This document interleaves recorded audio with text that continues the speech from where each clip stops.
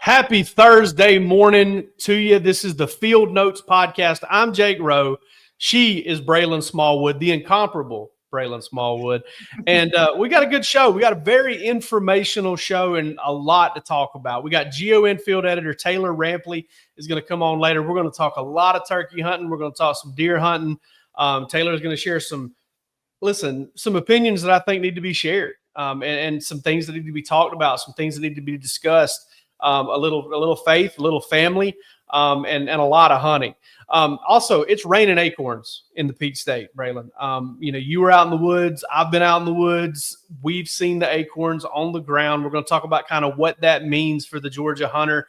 And listen, we can't do a show without talking truck buck, without showing some photos of some of the bucks we've gotten in from our last show. And there's some gorgeous ones out there. The kids are still getting it done.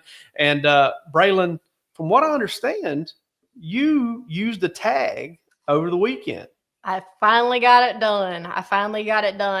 And I got a doe, it was great. And I've been hunting all season since opening day of bow season. And honestly, like the acorns falling has made me feel less bad about myself not being able to shoot a buck. And it was just a fun hunt this past weekend. Shot this doe about 20 yards from a ladder stand and had to aim between two branches. So that was pretty awesome. And it was just an exciting hunt. And she ran about 15 yards and fell over. And I was just as happy with this doe as if I'd shot a buck. So it's been, I don't know. It was awesome. Fun weekend for sure. Meat in the freezer. That's what I'm thinking. Freezer. That's right. And I'm trying out a new processor who I'm hoping is going to be great. They vacuum seal, and I'm a little weird about my processors because my oldest brother has always done it for me. So this is an adventure. That's awesome. I got to say, I love it when you, every time you talk hunting, you always bring up your brothers. And as somebody with a little sister myself, like, I know they're really happy about that. Like, I know that they're so stoked that you reference them as much as they do and that they've had that kind of impact on you. I'm sure that they absolutely revel in it. Yeah, I hope so. I mean, I've had to kind of rein in how much I talk about them, but they're just my life. I got 3 older brothers, and they've all taken care of me and shown me the ropes and taught me to love hunting. And this is what I get out of it. So it's great. Yeah. Well, see you all the time. We talk all the time. And I mean, clearly they did a pretty good job being big brothers because, you're tough as nails and you can take deer whenever you feel like it for the most part, at least whenever you see them. But so let's get into the acorns. All right. So there's a little bit, and we actually talked with Taylor about this. There's a little bit different, a little bit of a different way to hunt whenever you have a heavy hard mass season like we've got this year. And I just wanted to ask you, you're walking into the woods. I mean, I almost rolled my ankle the other day. They were all over the ground. You're walking into the woods. They're everywhere. What's your first thought as a hunter? Yeah. So, honestly, like hunting harder. And as me, I've been hunting for a while. I'm not that old, but I was going to say a long time. But a good amount of time. But in the past few years, I've started doing it on my own, without the help of anybody else. And that means me setting up the stands and me figuring out to hunt. And this year has been harder, and I've been hunting kind of the same setup like I would normally. And I hadn't been seeing anything. So I've had to change some stuff up and talk with some people and just figured out where to go. And because there are so many acorns on the ground, deer aren't going to go to one spot. And so I've just had to move around a lot. And so it means putting in the time, putting in the effort. Or, I mean, if you don't have that option, you sit there and you pray that one walks out to you where you've been sitting. So I don't know. It just means hunting harder, hunting more, and changing things up, honestly, to figure out where they're going, Yeah. To me, I kind of relate it back to fishing. So when you're in the summertime, you're fishing Lake Lanier, you're fishing some of these bigger lakes, these bait balls, right? These bait fish, the blueback herring on Lake Lanier and Lake Hartwell and other, bait fish, they congregate really tight. And then that kind of, that's almost like your feeder, even though you didn't put it there, that's kind of like your feeder. But then once the bait starts to spread out, and not only just spread out, but, I was talking with one of our guys over at Lake Hartwell the other day, and he said they had the best blueback herring spawn they've ever had, since he's been a guide out on Lake Hartwell in the last several years. and had the fish spread out. And it's the same as the, bucks. When you've got, white oaks and all these different things spread out like that, there's just more acorns on the ground. And, these they don't have to go very far. And, Taylor references that kind of later in the show. We had a chance to talk with him before we're getting together here. But that to me it's very similar. And when you're out in the wild, right, when you're out in the woods or when you're out on the water, what they eat is very important to your success. And trying to figure that part out. And it's not necessarily that they're not out there or that they're not moving or that they're not up feeding, which is what you want. It's just that, hey, that's what's important to them at this particular moment. And there's an abundance of food out there for them sitting there. So, your feeder might not be getting much attention. You might be saving some money on corn right now. That's right. That's right. And you speaking a foreign language when you're talking fishing to me about meatballs or whatever. But yeah, it just means like you said, that they're not coming to corn. So you might just have to change it up. I don't know, try something new. I feel like this might be a season to try something new. Like this year I've started saddle hunting and it's been great, and I'm figuring all that out, and deer moving around is really helping me expand that and then venture into new spots and honestly read the land more. So it's been great. It's been fun for me, just learning wise. So we've got a fat boy buck to talk about here in just a second. But before we do that, explain to everybody else out there what saddle hunting is. Because listen, I grew up hunting in a climber. Like I climbed pine trees in South Georgia growing up, and I hunted out of a blind, earlier. So, I mean, it's saddle hunting. Hook us up. Saddle hunting. I'm not the greatest person to explain this, but I'm like in the pre-K stages. But I was able to get access to a hunter safety system saddle setup, and I don't know. Essentially, it's this little seat that you sit in, and you're kind of just hanging from the tree. You got your little platform and your sticks that you're up in, but it allows you to be super mobile, more so than a lock-on. And it's super easy. I think I can put my sticks up in like 5 minutes and then get the platform set. And it allows you to kind of have a 360 view from a tree, which is different. And I'm probably like butchering all this up, but this is what I've grasped from it. I mean, I can like hug the tree, sit sideways on the tree, stand up, turn around, lean around the tree. It's kind of crazy. It's really awesome. And I'm still learning every day. And I still I haven't shot anything yet because I was hunting from a ladder stand this past weekend, but I don't even know if I will shoot anything from it. Just trying to get a feel for it this year because it's so different. But that's kind of essentially it. It just allows you to be super mobile, which has been nice hunting around the property this year. Can I tell you, I'm going to admit this for the first time. I don't know if I've told anybody this. As I've gotten older, I've gotten pretty scared of heights. I used to jump in my climber and just go up there to the skinny part of the pine tree and just invite the wind to blow and for it to kind of, sway me around and have fun and all that stuff. I don't know that my days of hunting off the ground are going to come back. I think that I'm a blind guy from here on out, and that's shooting house maybe. About the best I can do, maybe a few steps up, but maybe it's the kids, having 4 kids and one in college and the youngest 6 years old, but I am scared to death to climb anything and get in it because I know how foolish I used to be and how many times I've almost fallen and had close calls. And I'm scared to death to get up in a climber anymore. Jake, that makes me feel super special that you would share that with me, that you're scared of.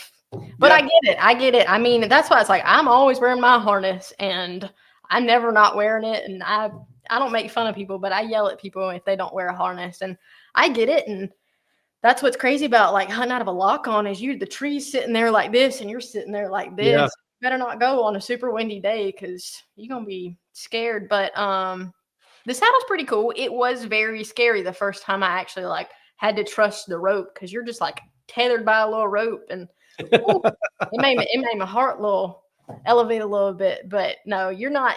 I think plenty of people are scared, and I think it's kind of right to be scared of heights and falling out of a tree. So, nothing wrong with hunting OTG, as DK would say it, on the ground. Maybe, yeah, that's right. And then DK would know. Daryl Kirby, our chief editor over at GON, he's everybody's look-to source for information because he's been around for a long time and seen it all. So that's a lot of fun. I don't know though, Braelin, that he's seen very many bucks like the one we're about to show people here. That you're going to tell us about a little bit. Yeah, Jim Brantley's big 9-point that was almost 250 pounds. That's like two times me. It's crazy.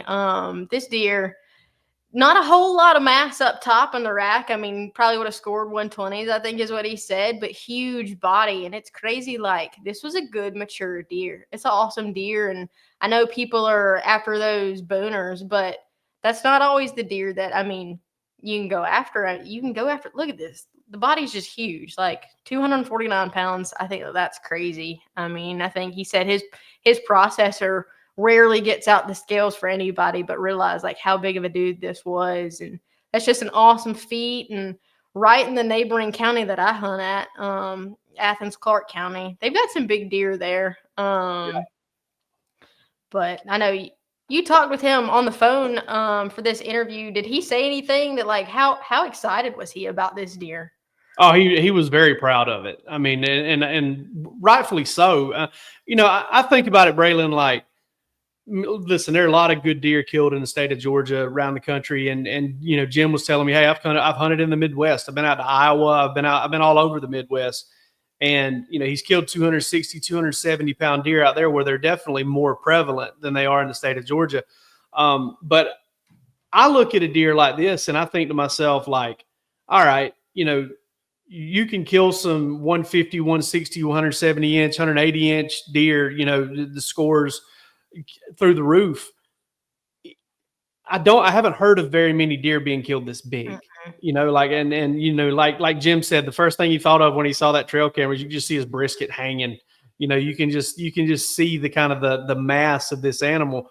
And the deer, Jim's left-handed. He said the deer he heard him coming over his left shoulder. He had no chance to turn, no chance to do anything, had to kind of grunt him and stop him.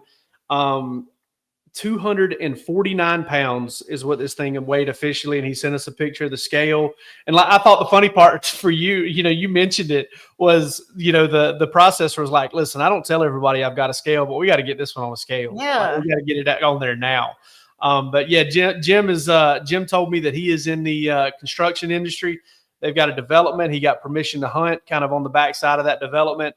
And 249 pounds is an absolute tank of a deer. That's awesome. That's crazy. And I know that there have been a lot of like big deer shot here in Clarke County, but I don't know if their body mass has been this huge. Like, look at that. That is crazy. I would love to do something like that. Man. Yeah, fat boy deer for sure. Also, we got a little bit more news from the state of Georgia in the fishing space. All right. So bass fishing, obviously huge here, Lake Lanier, Lake Hartwell. We talked about it a minute ago. It's kind of more my wheelhouse and what I like to do. And Cooper Moon of Cartersville, he is on scholarship at Montevallo College there in Montevallo, Alabama, best bass fishing team in the country for the past few years. Cooper was invited to be a part of the youth national team for USA Angling. Well, he's the first ever from the state of Georgia to get selected there. And Braelin, if you're ready for this, I'm going to do it. I'm just getting you just prepare yourself. He's going to compete in the Tri-Nations Cup at Lasca Dam in Mpumalanga. See, I did it wrong already. Mpumalanga, South Africa. In December, he's going to get to go out and fish and bass fish in South Africa. I was able to catch up with Cooper to talk about this story. I've talked to Cooper several times. He helped him and his partner Carson Holbert won the I believe I got that name right. Yeah, Carson Holbert won the Abu Garcia National Championship out at Grand Lake earlier this year. That's them after winning that. If you're watching this. US Angling, they announced their 13-person team, and Cooper was on it. And he just happens to be the first kid from the state of Georgia to ever make that team. The United States has had some success out there. They fished out there in the 19th black bass tournament out there, and some guys won that. I think the United States finished first, third, and ninth in that one. This one, though, it sounds like there's only going to be 3 countries in here. It's going to be United States, Zimbabwe, and South Africa fishing in this thing. And so it'll be an opportunity for him to go out there and represent his country December 8th through the 11th. And obviously they'll be headed up there soon. But what caught my eye, Braelin, obviously you're not flying your boat out there. You're not taking anything out there. So he's going to have to kind of get out there and figure out what he can control when he gets there, which is going to be pretty interesting. That's crazy. I wonder what the setup is like out there. I mean, obviously, I feel like they have access to the same technology we have, right? Sure. Yeah. I mean, I would expect for the most part. I don't know what the rules are. One of the big things, you're very familiar with all the kind of the controversy and all of that stuff in the hunting world, right? I mean, like, from the antlerless doe, weekend that we talked about on last show to decoys to, whatever. I mean, there's a lot of different arguments and discussions going on out there. One of the biggest ones in the fishing space is front facing sonar, and whether or not, you can kind of just troll around over there with your head down and look at that sonar and figure out, throw minnows and see how fish are reacting to it and see, where they're at. And, that's a big deal right now. It's a big deal in the lure industry. Everybody's talking about it, and I don't know if they'll be able to use that. I know Cooper is very good, regardless of whether he's able to use that or not. He's been really successful. So obviously getting his college paid for to bass fish. I certainly wasn't good enough to make that happen. Yeah, me either. I know very little. You're more fishing expert than I am for sure. But I wouldn't call myself an expert. There's you could fill Lake Lanier what I don't know, no doubt. Yeah, but I know Cooper's been crushing. I've seen a lot of news stories about him and heard a lot about him. But that's going to be awesome. I mean, that's a big accomplishment for the United States to just be over there and do that tournament. And what is it? Can you say that word for me? Trying to mess with me again? You trying to mess with me? Y'all should have heard Jake practicing trying to say that in South Africa earlier. I was dying. Which is why he gave me the warning. Mpumalanga, South Africa, I think is what it's called. It's spelled Mpumalanga, South Africa. So maybe I should have just started there. But real proud of Cooper too. He actually came to the Outdoor Blast in Cartersville at the end of July and hung out with us a little bit, told me a little bit more about his story. He actually had a chance to become the first ever to win both national championships at Lake Hartwell, and it didn't work out. He had to fish solo because of some different rules there. Carson lives in Tennessee, but he's a great kid. Played football all the way, up into high school, and then just decided, hey, bass fishing is my future. This is where I'm going. And man, what a choice! What a great choice he made. That's awesome. And that's a hard decision. I mean, to choose between choose between 2 different, I guess, hobbies, sports, whatever you want to call them. I mean, I know I struggle with that, deciding between horses and hunting and stuff, but he's crushing it in the fishing game. No doubt about it. Braelin, it would not be an episode of the Field Notes podcast if we don't talk about the truck buck. And first of all, we got to give people a refresher on what the truck buck is and what you have to do to be a part of it. Yes, so truck buck, super awesome, super crazy. I wish I could do it, wish I could enter it. So all you have to do is be a GON subscriber. So pay your yearly fee, go out and shoot your trophy buck, and that buck will take its net score and compare it to every other buck that was taken that week. And whoever is the top score from that week will go on to shoot at the Outdoor Blast that happens in Emerson every July. And whoever wins the shootout wins a brand new truck from John Meagle. And these are some nice trucks, and they're pretty awesome. They're custom. They're custom GON trucks. I actually saw the process this past summer. So it's really, really cool. They normally take a Trail Boss and kind of black it out, and you're good to go. And it's normally that GON cherry red. But it's really awesome. And there are a lot of great bucks in the contest this year. And I just stare at them every day, wishing one day I can get a buck as nice as all these people have. Yeah, coveted. I don't know. Jealousy is supposed to be a sin. It's tough not to be jealous of some of these guys. It's also really impressive to watch this shootout and to watch people hit peg an egg from 25 feet away or 25 yards away or however far it is. I think it's 25 feet. But I mean, it's unbelievable. And I was able to kind of watch all of the youth buck shootout, youth big buck shootout this year, and it was incredible. It was so fun to watch. The youth get to shoot for a $3,000 shopping spree at Adventure Outdoors. So listen, subscribe to GON and make sure you get in there. And we've also got some submissions that we've had since last show, some real impressive ones. And Braelin, the kids continue to just kill us. We got Memphis Evans here from Lee County, little southwest Georgia, deer. Beautiful buck there from Memphis. Todd Jones with an absolute monster out of Bleckley County. Whew, that's crazy. Man, I would have been shaking just like he was after this shot. Ain't that right? Yeah. He. What did he say? Who was it? Was that him that said that? No, maybe it wasn't. No. This one actually, he actually has a preliminary score on this of 167 and 7/8. That's awesome. Which is pretty wild. Our man Tucker Connolly is the one that was kind of shaking. He said that he shot it with a 243, and before the shot he was fine. After the shot, I think he kind of lost the nerve a little bit, kind of let the nerves get the best of him. I think there's like a Bone Collector song that says something about shaking. Or I don't know. Maybe some of y'all listening know what I'm talking about. If you're truly redneck like I am apparently, but you should go look it up. It's a fun deer hunting song.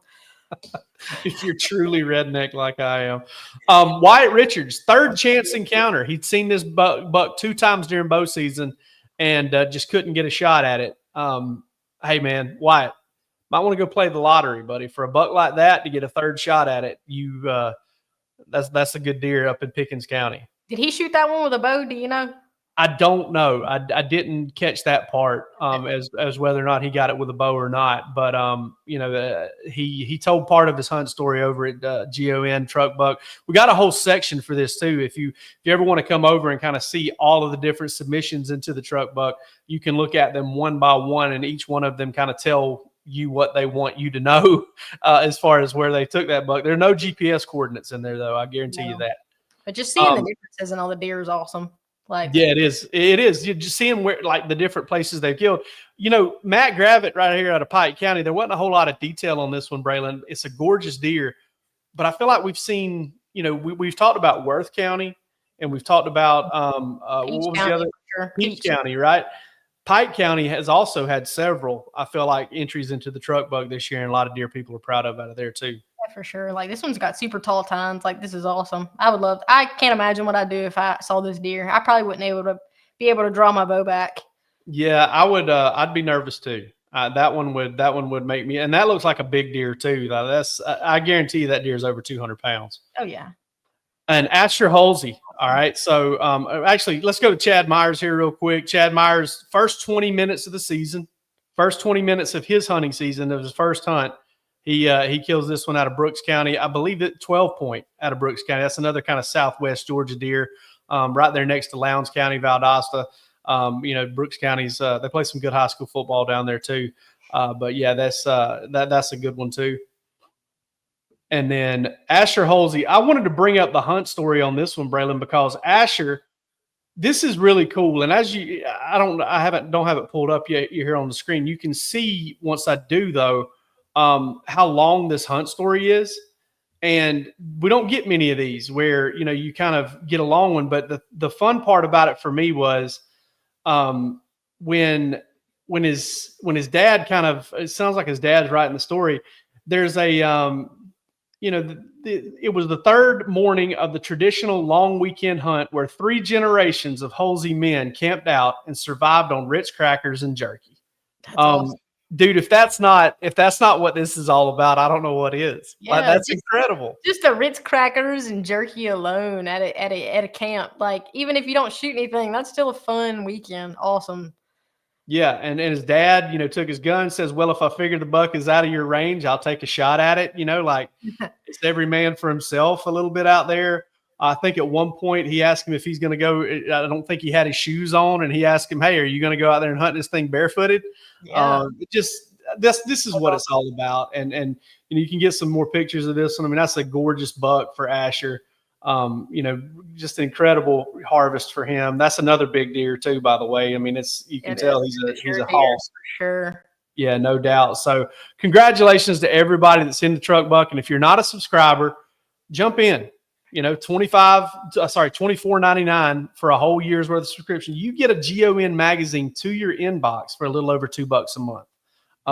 I don't know of a better deal out there. And if you walk into one and run into a target buck and get your guy, you got a chance to enter the truck buck and possibly be, sporting a new ride. Yeah, who wouldn't want to do that? And if you're a kid or if you got a son, daughter, whoever, I mean, they shoot a buck, they get entered into the youth big buck contest, and they can win a $3,000 shopping spree, and that money's not coming out of your pocket.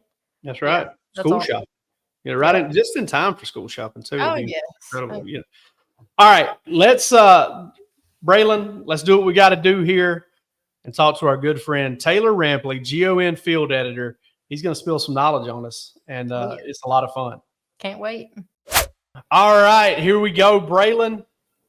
The Field Notes podcast welcomes in our man Taylor Rampley, GON field editor, deer hunting extraordinaire, turkey hunting extraordinaire. As you can see behind him there, impressive deer. How many of those did you kill in the state of Georgia, Taylor?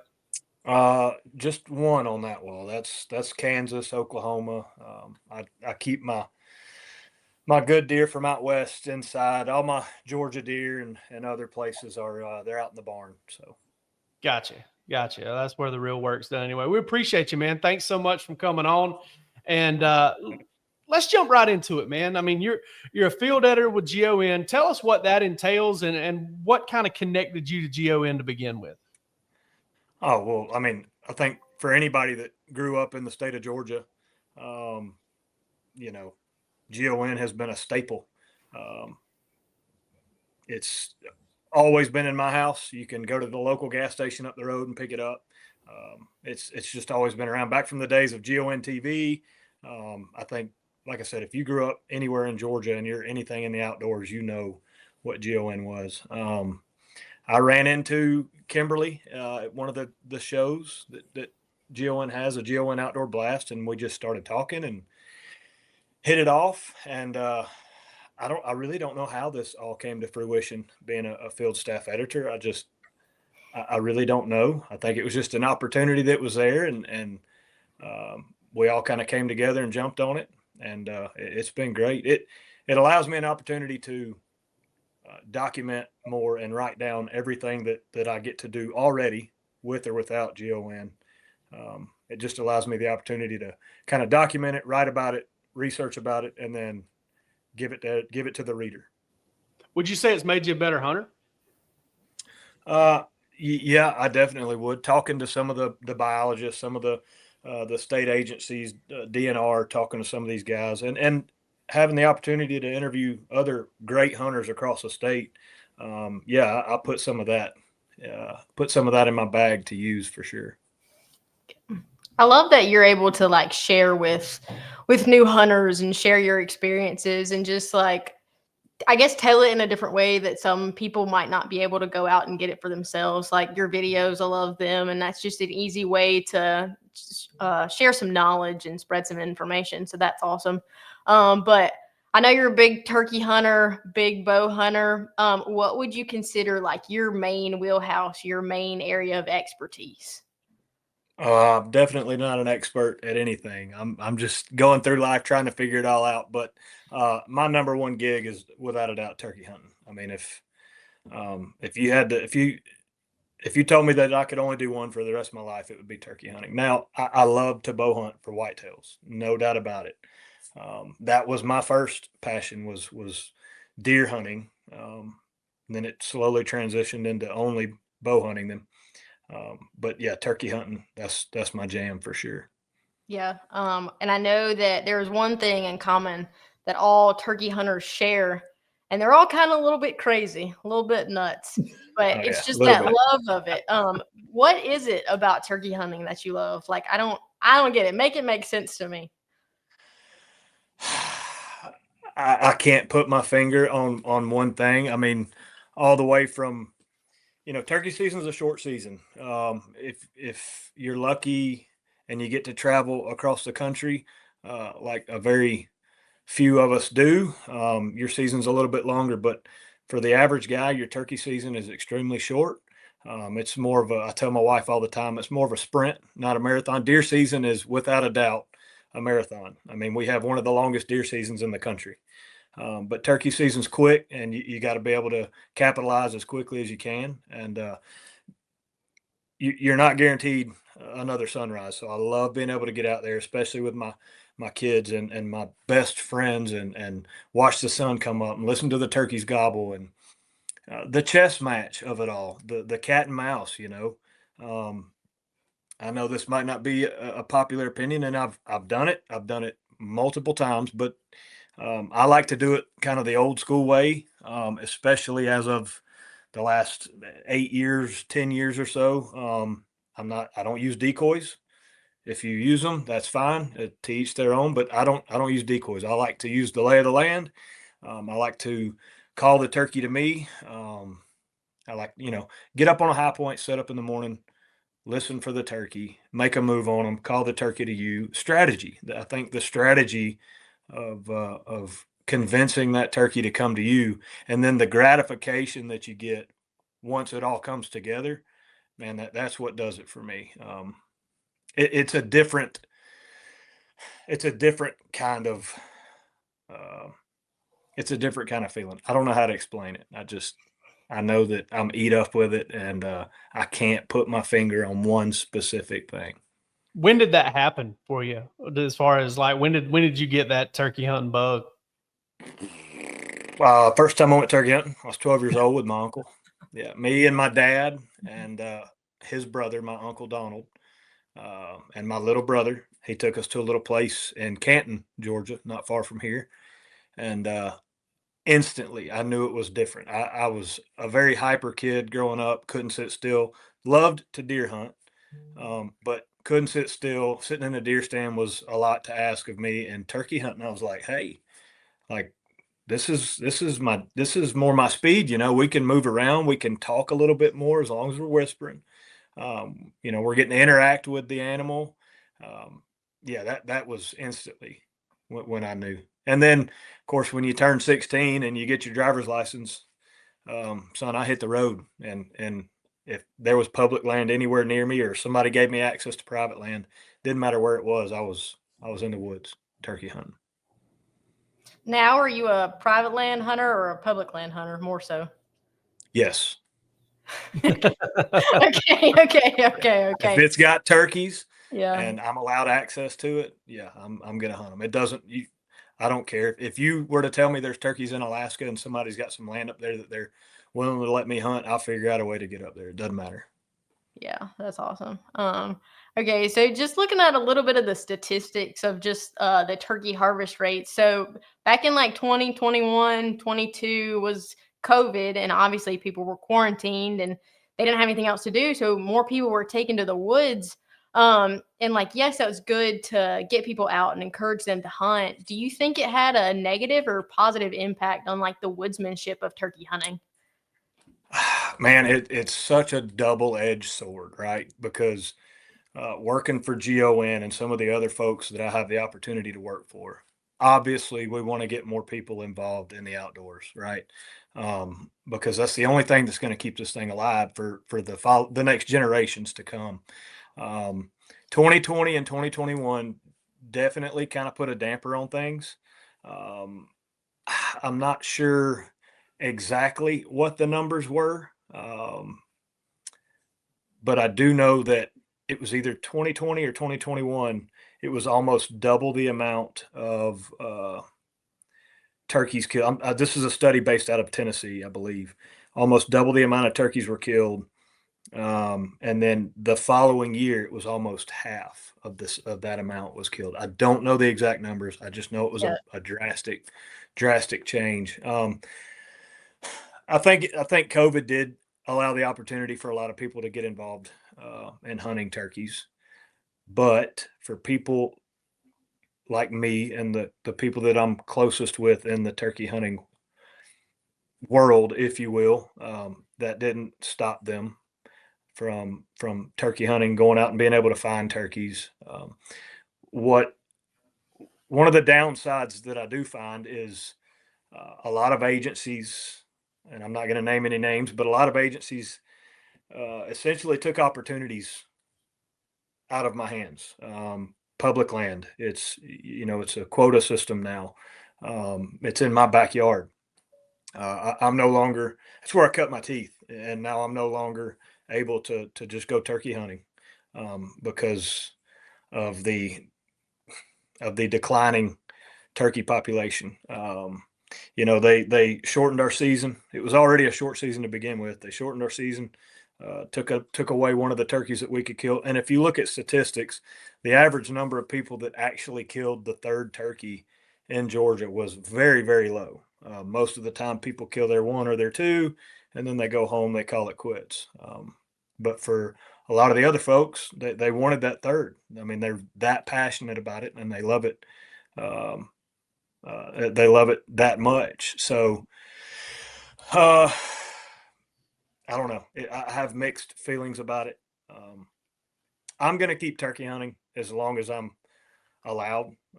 And there's really nothing that's going to stop me as long as the Lord gives me another day and my schedule allows for it. And I have access to land. I'm going to turkey hunt. So, there's data out there that suggests that the turkey population is declining, and that is what it is. But there's also this information out there that suggests the number of turkey hunters themselves are declining last 3 years. What are your thoughts on that? Do you you want me to give the nice answer, or do you want me to give you the turkey hunter in me's answer? The turkey hunter in me says, I hate it, but that's more turkeys for me, I guess, if you will. But you do hate to see that there's a decline in hunters because, like I said, we need more hunters, and the big thing is we need more hunters to be informed on the way things are, and communication is key. Without communication, things start getting misconstrued. Other opinions start to get formed, and it can turn into this really murky water. So, the turkey hunter in me doesn't mind the number of turkey hunters declining, but I guess, conservationists, the outdoor enthusiasts, whatever you want to call it, you want to see hunter numbers in general continue to climb. Do you think it's because turkey hunting is hard? I mean, I know for me, I've been going the past, I don't even know how long. I've gone with my brothers, and I've never gotten a bird, and I've gotten really frustrated with it, borderline wanted to quit. But I see people like you and people like the brothers that are just like, oh my gosh, it's the best. But I know it's hard. So do you think that is kind of why hunter numbers have declined? Yeah. And I think, again, in 2020 and in 2021, it was a big thing. Everybody wanted to do it. They had a lot of time to do it.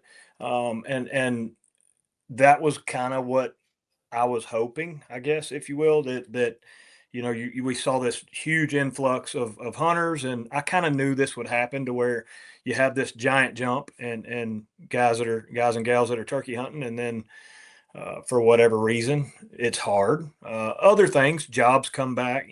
There were a lot of jobs lost in those days. And so people they had more freedom. They were able to get outside more, but jobs get in the way. Life gets in the way. And yeah, like you said, it is hard. It can be extremely hard at times. And there's a statistic out, and I can't remember who told me this, but I think don't quote me, but it's something along the lines of like 10% of hunters kill 80 or 90% of the turkeys, something along those lines. And maybe if somebody's watching this, they'll know exactly what I'm talking about. But a very small percentage of real turkey hunters, the guys that, my entire life schedule when the spring comes around revolves around, first and foremost, my kids' sports, and then any spare time I've got. My wife already knows, any spare time I've got, it is turkey season. We're not planning vacations.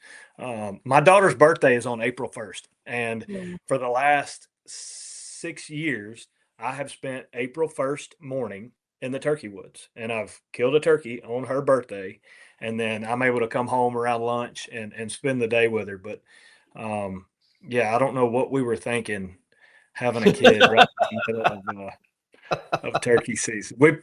My son was born in July, so he's there's no hunting season or anything around his birthday, so his works out a little bit better.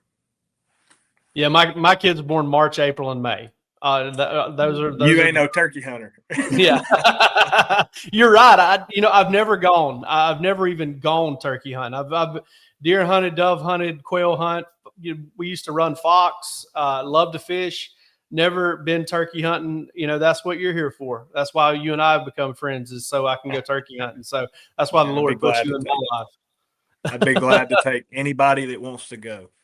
Anybody. Yeah, I did. And that's the kind of guy you are, man. And that's one of the reasons we're glad that you're at GON and we can get you here on the pod when we can. So let's talk about the people who actually do hunt and are into it, right? What can, in your opinion, what can those people do to not just, I'm talking about management from every angle, deer hunting, turkey hunting. What can those people do to kind of, be good stewards of what opportunities they have and the space that they've been entrusted with? How can we do a better job of that? All right, so this is just me talking to the guy that's got ample access to land, right? A fair amount of land, a guy that's whose schedule allows them to go almost whenever they want to go. And this is talking to the guy that has or girl that has also been hunting for, some kind of substantial amount of time. First and foremost, habitat. If you're able, the habitat's got to be right, and that's a whole nother subject. We don't have enough time to be talking about the habitat side of things. But second, if you're a turkey hunter and you're all of those things that I just mentioned, you have no business, in my opinion. Again, it's not a popular one, but we don't need to be shooting jakes. Senior citizens, don't shoot the jake. Senior citizens, youth, maybe youth. The guys like me, you, and the girl, Braelin, no business shooting jake. There's just no point. Shoot a turkey that's got a full fan. I don't know. That's just my opinion. And then from a deer hunting standpoint, same thing. I'm not saying you got to chase the score of a buck. That's not at all what I'm saying. But I am saying that, we do need to be aiming for a more mature deer to harvest. Now, again, for the guy or girl that can't hunt whenever they want, for the guy or girl that doesn't have access to land and they're out there just trying to get meat, that's perfectly fine. If it makes you happy, shoot it. There's a lot of folks out there that have this idea that, if it's legal and if it's this and if it's that, then I'm going to do it. And I get it. I agree with that in a sense, but at the same time, there's, just because it's legal doesn't mean that it's right in my eyes. Again, I have an unpopular opinion on that. There are lots of things that are legal, but it doesn't make them right. And so I'm not saying everybody's got to do it my way. That's not what I'm saying. All I'm saying is I don't know, maybe give it a shot one day. Maybe let that 1.5, 2.5-year-old deer walk. Maybe let that jake walk. There's a whole list of things that have made me a better hunter. Again, I get frowned on a lot for my opinions, but that's okay. It's interesting you talk about letting that 2.5-year-old deer walk, because like me, I'm learning. I've branched out on my own. I'm kind of doing things on my own. I don't have my brothers telling me hey, you can shoot this deer or whatever. I have new property. I don't know. I'm learning from you, learning from everybody out there. But I had a deer on camera that I was like, okay, this is pretty awesome. 9-point. He looked pretty good, and all the pictures that I'd seen, and hadn't seen him in person. He hadn't been daylighting. And then this past weekend, I finally saw him, and I was like, oh, shoot, he might actually be good. Then I got to looking at him more as he walked out, and I was like, I don't think I don't think he's ready. I think he needs to wait and talk to the landowner. And he was like, yeah, I think we'll wait and see what he looks like next year. So it's just like realizing that you can it's okay to let them grow and not shoot a buck like 1 year or anything. And I mean, just happy with my doe that I got. So that's good. And I feel like that's a good way, like, I don't know, to help us kind of combat the people that are like, if it's brown, it's down, and just do our part. And it is a fine line. I mean, because at the end of the day, like I would hate it if I discouraged someone from the outdoors. That is not at all what I want to do. What I want to do is inform people on how to become better woodsmen. Let the lay of the land and the animal sign make you a better hunter. And again, the only way to truly be able to do that is to try to get out there every opportunity you've got. And like you just said, your trail cameras, that's a whole nother thing. Listen, I've got trail cameras all over the place. I'm not bashing trail cameras at all, but they've kind of turned this, turned hunting into a different ball game, I guess. And so we've got to learn how to adapt. But you said you were out in the field and you saw that deer walk out, and it was almost like you instantly knew, hey, that deer, he's not quite ready. And that's great. You took it upon yourself. Now, if that deer had stepped out and it was your, first or second, third time hunting, and that deer made your heart pound and it, jacked you all up, man, by all means, have a great time. That's what the Lord put him here for. He didn't put him here for us to measure them and what did he score? I hate the what did he score. Mm-hmm. With that being said, a lot of times with age, you're going to get a better score. They just kind of go hand in hand. But, hunt a mature deer, shoot as many does as you want. This is another unpopular opinion of mine, but I can't stand it when people say, well, you can't eat the horns. My response to that is, you're right. Why didn't you shoot one of the 17 does that just walked in front of you? Why'd you have to shoot the 1.5-year-old, 6-pointer? Now, if that 1.5-year-old 6-pointer is what fired you up and just made your day, then please, by all means, shoot it. But if you shot it, just a lot of people have this mantra of kill just to kill. We don't need to be that as a society. We don't need to kill something just so we can kill and throw it on social media. That's not what this is about. So tell me this, Taylor, dream hunt, right? Like you get an opportunity to do anything you possibly could do. What's that bucket list trip for you? Man, I don't know. I don't know. I've been very blessed to kind of be able to do what I want to do. I don't know. I don't know. That's a great question. I mean, I get what do you give a man who's got it all, right? Hey, have you gotten your Grand Slam? I do not have an Osceola, but I'm an Eastern guy. I'm all about Eastern wild turkeys. I love to go out west. I love to kill Rios and Miriams. They are a lot of fun, especially when you've been getting your butt whooped by a bunch of Easterns. But no, Easterns is where my heart's at. I've just never really had the passion. That's another thing with me. I don't really care about, I don't have to kill a turkey in all 49 states. I don't have to have a Grand Slam. If it happens, great. But I just want a turkey hunt. I don't care where it's at. I don't care. There are no wild turkeys in Alaska, by the way. But if somebody called me and said, hey, there's a huntable population, we got some land, let's go. I'm all about it. I don't care if it's Alaska, New York, Georgia, or California. Like I don't care. I just want to go turkey hunting. Yeah. That's awesome. So Taylor, what piece of advice would you give to new hunters? And I'm including myself into this. Just I've been through the ringer chasing turkeys and not hearing anything, not getting close. And so like, what would your biggest piece of advice be for them?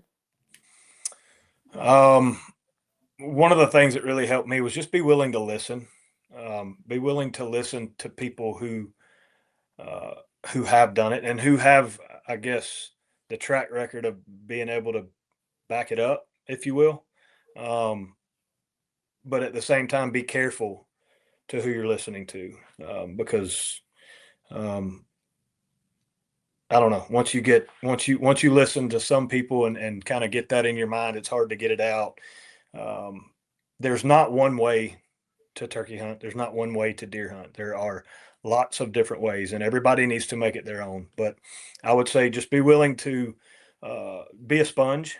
Be a sponge and take in as much information as you can, but make sure that it's sound information. And do your own research as well. Do your own research. Talk to people that you know and trust.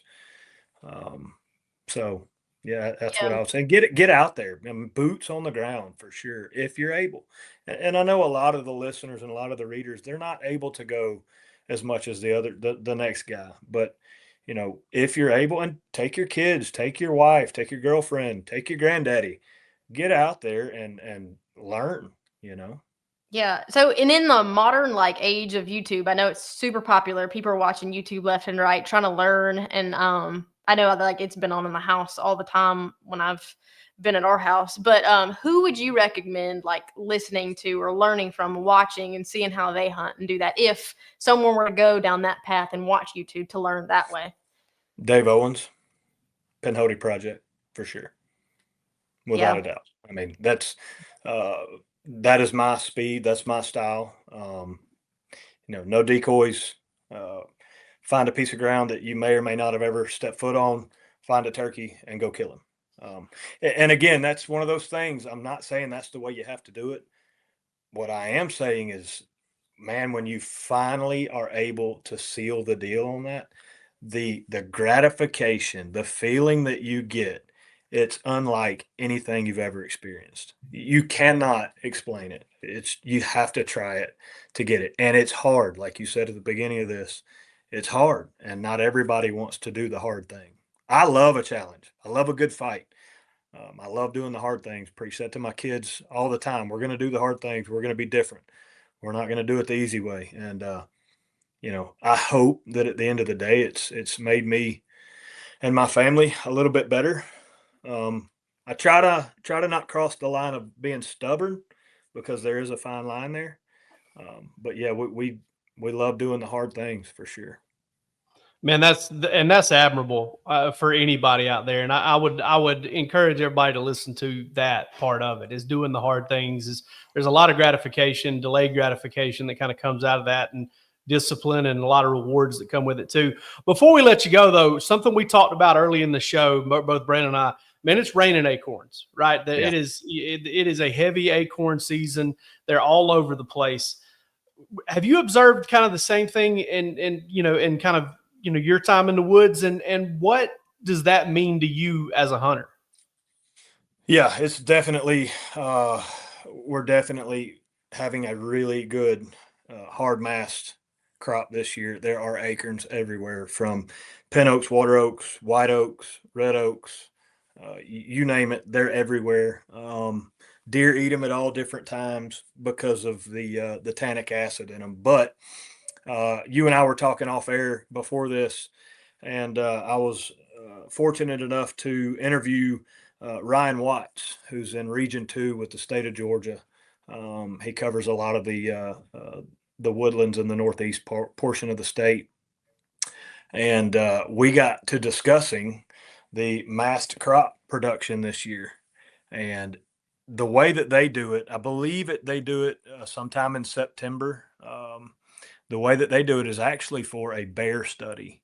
So the graph shows that when hard mast production is up, bear harvest is actually down. It's opposite ends of the spectrum, right? And when mast crop production is down, bear harvest is up. So I know that's kind of contradictory, but if you think about it, from a bear's perspective or a deer's perspective, the more food that's on the ground, if you go to a buffet, you really don't have to move around that much. But if there's not as much food on the ground, you got to go searching for somewhere, like some of you Southeast or East Georgia folks, you got to travel a little bit further to go get something to eat than some of these folks that live closer to Atlanta, right? So, Yeah. I mean, it's the same thing. You know, when the acorn production is up, animals just don't have to move that far. When acorn production is down, if you can find that one white oak acorn tree that's dropping, I'd sit as close to it as I could. Absolutely. Dude, wonderful information. Just awesome. That was so fun. And you can find Taylor in GON Magazine. You can find his articles on the website. You can find them on our YouTube page. And you put out your own YouTube videos, right? I dabble in it. I mean, I've got a 12-year-old son that plays travel baseball, a 13-year-old daughter that does travel volleyball. My wife's a full-time teacher. I've got a full-time job. So, I mean, I dabble in it when I can. You know, here and there, especially if I'm able to take one of my kids out, I'll for sure post their stuff. But, and I dabble in the social media stuff here and there too, but you know, I'm not crazy about it. But you can find them on our social media. Well, for the folks that enjoyed this interview and enjoyed listening to you talk about it, where can they find those videos? Instagram is Harvest Warranted. Facebook is just Taylor Rampley. And then the YouTube channel is also Harvest Warranted. Awesome, dude. We appreciate you, buddy. Thank you so much. Hey, man, enjoyed it. Thank you, guys. Good luck the rest of the season. Thank you, you too. See ya. All right. We appreciate Taylor coming on. And Braelin, you and I know Taylor pretty well at this point. We've got to kind of hang out with him. When he gets into hunt mode, you want to talk about like an intense ball of information. I mean, he's one of the most, you know, Taylor would call himself a nobody in the hunting space. Like he would tell you, hey, I'm not a big expert. I'm not this. I'll be honest with you. I can't say that I've talked to many people who hunt harder and work harder at knowing what they're doing than he does.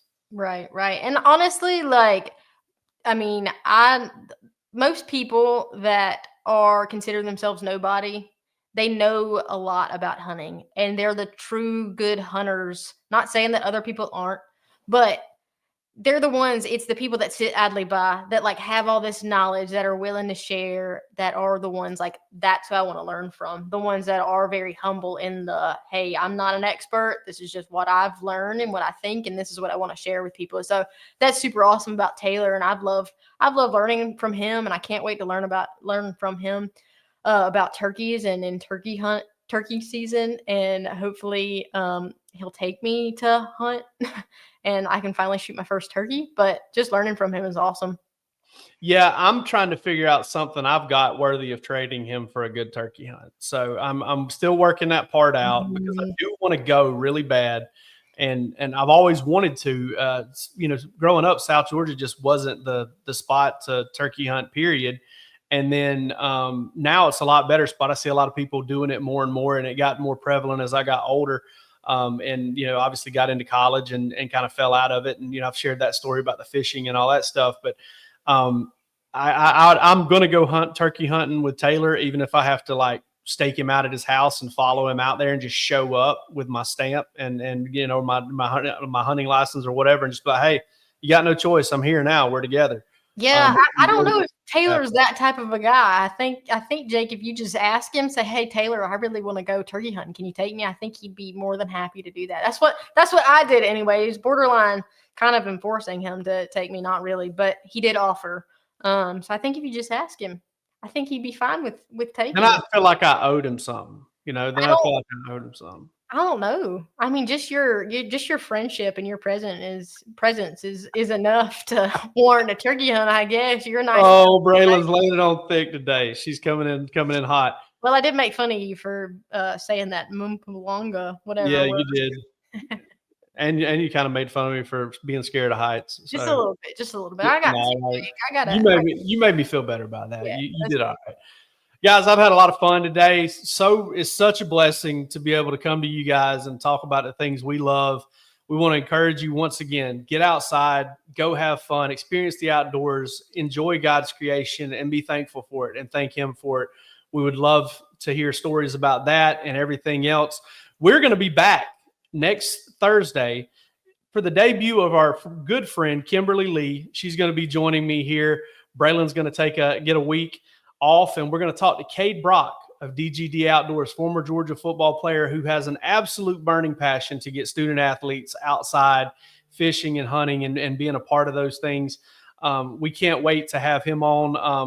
I actually put a tweet out earlier this week at the Dogs HQ account of him taking Gunner Stockton out gator hunting, and put that up obviously because it's Georgia Florida week. So that was a lot of fun too. But ultimately, really excited to talk to Cade about what he's got going on and how he's growing, in his space and all of that stuff. But for this episode of the Field Notes Podcast, I'm Jake Rowe. She's Braelin Smallwood. Get outside, go have some fun.